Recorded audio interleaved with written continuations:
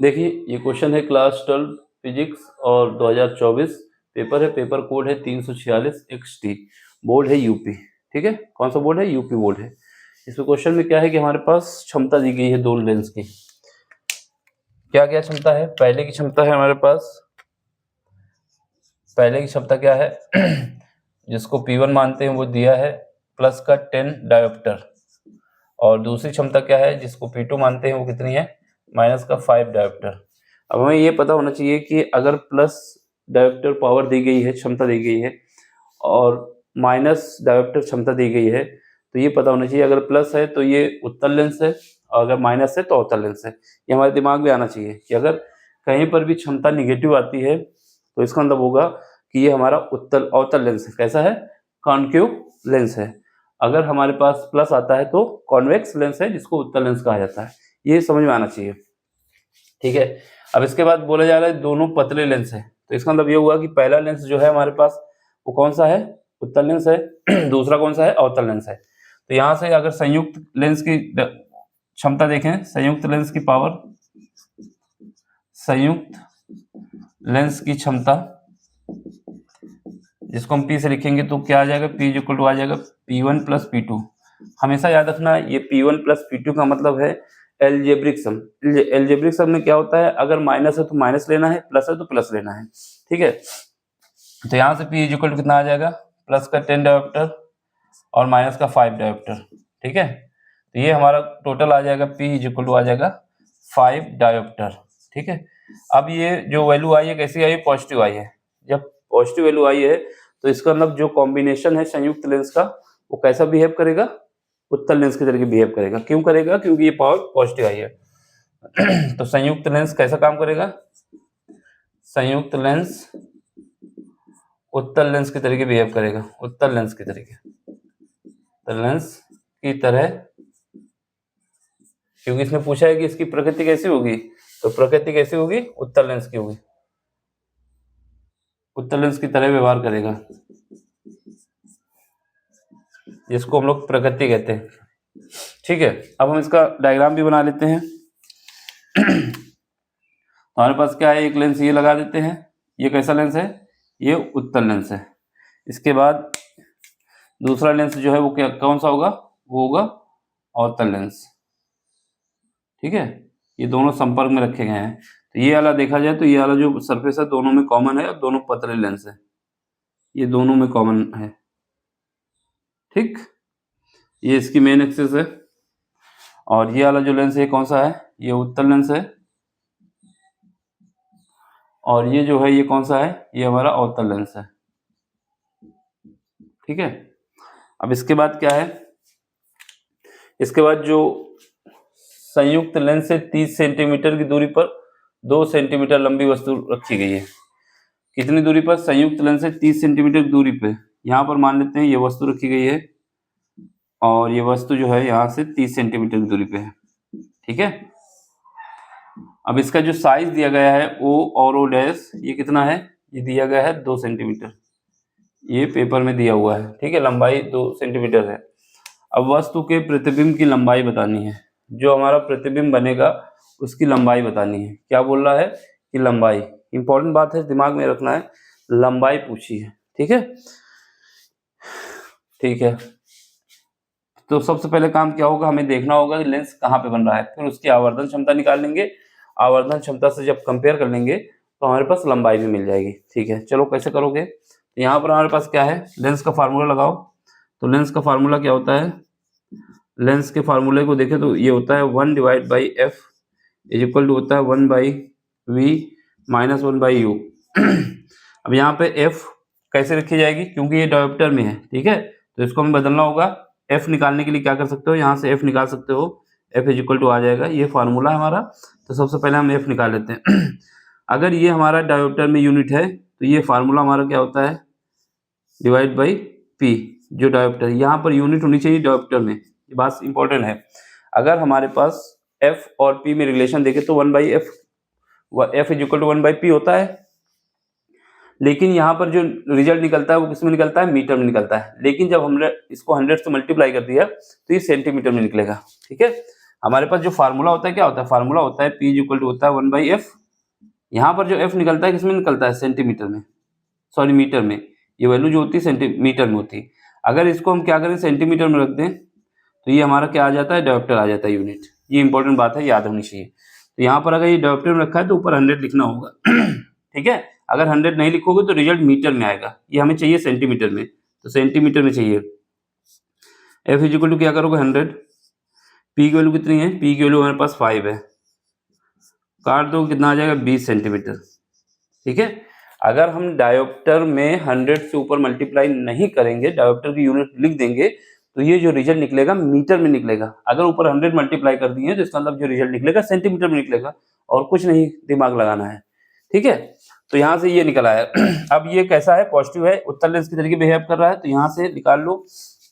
यहाँ F is equal to कितना है, 20 centimetre is equal to V, हमें पता नहीं कहाँ पे है, लेकिन यू को देखो, ये कॉम्बिनेशन है। इस कॉम्बिनेशन से, अरे गले में क्या हो रहा है, ये पूरा कॉम्बिनेशन हमारा लेंस है। ठीक है, अब हम क्या करेंगे, इस लेंस के अगर इस तरफ नापेंगे वैल्यू, इस तरफ मेजर करेंगे तो निगेटिव लेंगे। मैं बार बार बोलता हूँ, फिर भी समझा देता हूँ। जब इस तरफ लेंगे वैल्यू तो क्या आएगी, निगेटिव आएगी। समझ रहे, इसका मतलब ये जो हमारे पास डिस्टेंस है, इसके यहाँ से पोल से नापेंगे तो ये जाएगी इस तरफ। तो इस तरफ की वैल्यू, जो लेफ्ट साइड की वैल्यू होती है निगेटिव, अगर इस तरफ लेते तो पॉजिटिव। कितना होगा, यू हमारा निगेटिव होगा। क्यों निगेटिव होगा, ये पता चल गया है। यू इज इक्वल कितना है, यू इज इक्वल टू हमारे पास 30 सेंटीमीटर है, और वो भी निगेटिव रखेंगे। क्यों निगेटिव रख रहा हूँ, ये पता चल रहा है ना कि लेंस के लेफ्ट साइड है। -1/, यू की जगह -30, ये प्लस हो जाएगा। अब यहाँ से v हमें निकालना है। तो यहाँ से 1/v इज इक्वल टू, इस वाले पार्ट को इधर ले आओ, 1/20 -1/30। इनका एलसीएम ले लो। जब एलसीएम ले लोगे तो एलसीएम कितना आ जाएगा, एलसीएम आ जाएगा हमारे पास 1/v is equal to, LCM आ जाएगा 60। इसको काटो, 3 आ जाएगा, ये आ जाएगा 2। ठीक है, 3 आ जाएगा और ये 2 आ जाएगा, ये इज इक्वल टू आ जाएगा 60। तो यहाँ से v इज इक्वल टू कितना आ गया, v इज इक्वल टू आ गया 60 सेंटीमीटर। यानी जो इमेज बनेगी वो 60 सेंटीमीटर की दूरी पर बनेगी। ठीक है, इस तरफ कहीं बनेगी इमेज, और 60 सेंटीमीटर की दूरी पर बनेगी। अब इसका साइज ये है। अब हमें क्या देखना होगा, आवर्धन क्षमता का यूज करना होगा। आवर्धन क्षमता, एक तो आंसर ये हो गया, जबकि हमसे पूछा क्या है वो भी पता चल जाएगा। इससे पूछा है वस्तु के प्रतिबिंब की लंबाई पूछी है। ये जो लंबाई हमारे पास 2 सेंटीमीटर है, इसकी जो इमेज बन रही है 60 सेंटीमीटर पे, उसकी हमें साइज बताना है। चलो, तो आवर्धन क्षमता m इज इक्वल टू क्या होता है, आवर्धन क्षमता, आवर्धन क्षमता, आवर्धन क्षमता जिसको m से लिखते हैं, m इज इक्वल टू हमारे पास होता है -v/u।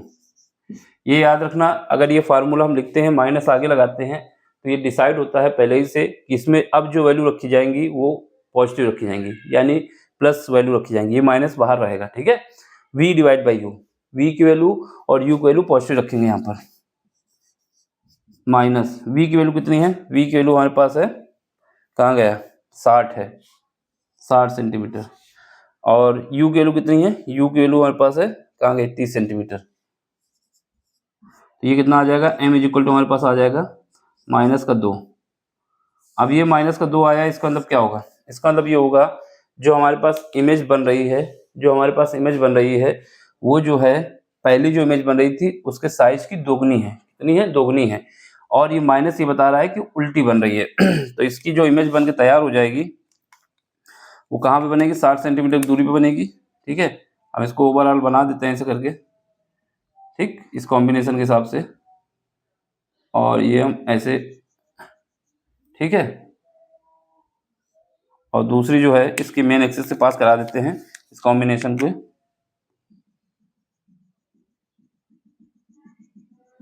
ये दोनों यहाँ इंटरसेक्ट हुई। ये हमसे पूछा जा रहा था, ये साइज बताना है, ये आई है, ये आई डैश है। ठीक है, तो ये तो हमें पता चल गया। क्या पता चला, ये जो बन के तैयार हुई है, ये बन के तैयार हुई है 60 सेंटीमीटर पे।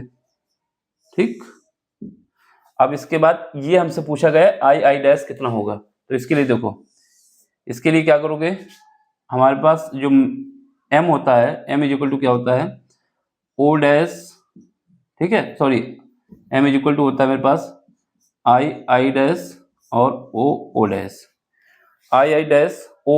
एम की वैल्यू कितनी है? एम की वैल्यू हमारे पास -2 है, ये -2 रख दोगे, जो अभी हमने निकाला है। ये हमें पूछा गया है ये कितना है, और ये हमारे पास दिया हुआ है। आई डैश हमको पता नहीं कितना है, और ओ डैश दिया हुआ है 2, ये दिया हुआ है ना 2 सेंटीमीटर लंबी वस्तु है। तो यहाँ से आई डैश कितना आ जाएगा? -4 सेंटीमीटर। माइनस चिन्ह ये बता रहा है जो साइज बन रहा है वो उल्टी इमेज बन रही है, तो ये हमसे पूछा गया था 4 सेंटीमीटर होगा आंसर। फाइनल आंसर हमारा यही है, ठीक है। और बाकी ये सब निकाल के आपको दिखाना होगा, फिर निकल के आएगा आंसर, ठीक। हवा में मत क्वेश्चन करना, क्वेश्चन ने जो पूछा है, जब देखो हम लोग क्वेश्चन करने चले आते हैं, ठीक है, तो इसका यहाँ तक करके चले आएंगे, फिर हम सोचेंगे हमें पूरे नंबर मिलने चाहिए। पूरे नंबर नहीं देता एग्जामिनर, यहाँ से आपको 1 नंबर में टरका देगा। ये जब तक नहीं निकाल के आओगे, जब तक 3 नंबर आपको मिलने वाले नहीं है, क्योंकि इसने साफ साफ लिखा था वस्तु के प्रतिबिंब की लंबाई पूछी है तथा इसकी प्रकृति ज्ञात करो, तो लंबाई बताना था, ठीक है। लंबाई कितनी आएगी? 4 सेंटीमीटर। माइनस चिन्ह ये केवल बता रहा है कि ये हमारे पास इमेज उल्टी बन रही है, बाकी माइनस का कोई काम नहीं है, ठीक है। तो ये माइनस हटा भी सकते हो, बस ये बता देना 4 सेंटीमीटर लंबी है, ये माइनस ये बता रहा है कि ये उल्टा है, ठीक है। तो ये माइनस हटाना चाहो तो हटा दो, बस ये ऊपर हम तो लगा ही चुके हैं, बस इमेज का जब साइड बताओगे तो बता देना कि ये उल्टा है इस वजह से, ठीक है। तो यहाँ से हमारे पास क्या आएगा? 4 सेंटीमीटर। देख लो, समझ लो, ये आंसर अगर नहीं लिखोगे तो 1 नंबर ही मिलने वाला है। पूरा आंसर लिखना होता है, ये समझना होता है पूछा क्या गया है। हवा में उड़ के चले नहीं आना है कि बस हमने लगा दिया। ज्यादातर लोग यहाँ से v की वैल्यू निकाल के चले हैं और एंजॉय कर रहे हैं कि काम हो गया। हाँ, उनका काम हो गया, उनके नंबर कट चुके हैं। तो आपको पूरा क्वेश्चन करना है। बाकी कोई क्वेश्चन समझ में नहीं आता है तो टेलीग्राम का लिंक दिया गया है, वहां पर आइए, क्वेश्चन पूछिए, ठीक है। केमिस्ट्री, फिजिक्स, मैथ, कोई भी सब्जेक्ट हो आप पूछ सकते हैं। और ये भी नहीं मैटर करता आप किस बोर्ड के, सीबीएसई बोर्ड हो, यूपी बोर्ड हो, एमपी बोर्ड हो, राजस्थान बोर्ड हो, इंडिया में जितने बोर्ड हो उनमें से कोई भी बोर्ड हो, ठीक है। हिंदी में बताएंगे, ठीक। अगर अदर बोर्ड जैसे और कोई बोर्ड होगा तो इंग्लिश में बताएंगे, लेकिन अब पूछो उन्हीं की लैंग्वेज मराठी में बता दें, गुजराती में बता दें तो फिर नहीं बता पाएंगे। हाँ, लेकिन फिजिक्स, केमिस्ट्री, मैथ हिंदी और इंग्लिश में तो समझ में आ ही जाएगा ना। तो देख लेना, समझ लेना, ठीक है। मिलते हैं अगले लेक्चर में। Thank you for watching, bye, take care. Screenshot ले लो, अच्छा क्वेश्चन है, ठीक है, बाय, टेक केयर।